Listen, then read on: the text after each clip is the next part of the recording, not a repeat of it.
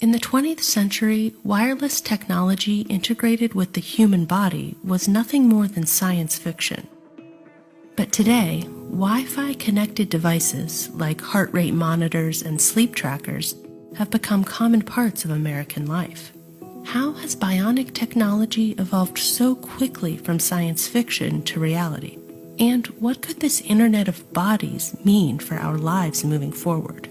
RAND researchers are studying this phenomenon and what consumers and policymakers need to know as we veer into uncharted territory. The Internet of Bodies, or IOB, is actually an ecosystem. It's a bunch of devices that are connected to the Internet that contain software and that either collect personal health data about you or can alter the body's function. We think of the Internet of Bodies as this collection of all these devices as well as all the data that the devices are gathering about you. And in healthcare, Internet of Bodies has been around for quite a while.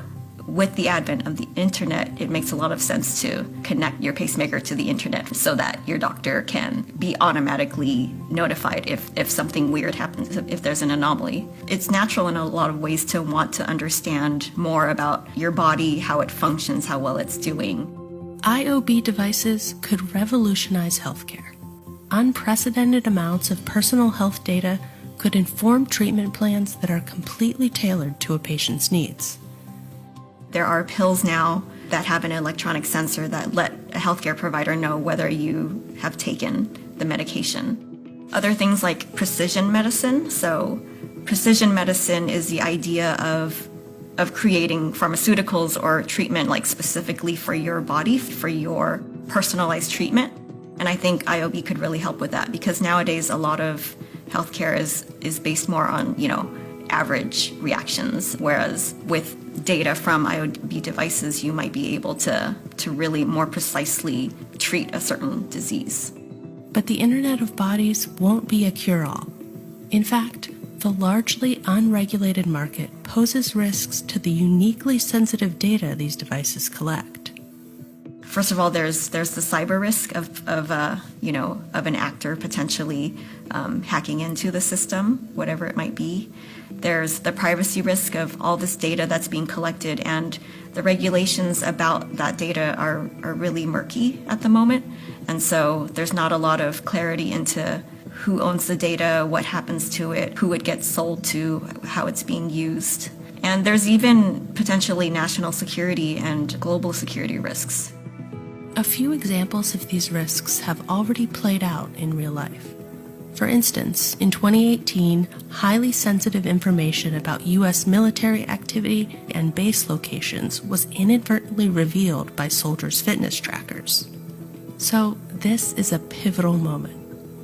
What can we do to make sure we reap the potential benefits of the Internet of Bodies without risking our privacy, security, and personal autonomy?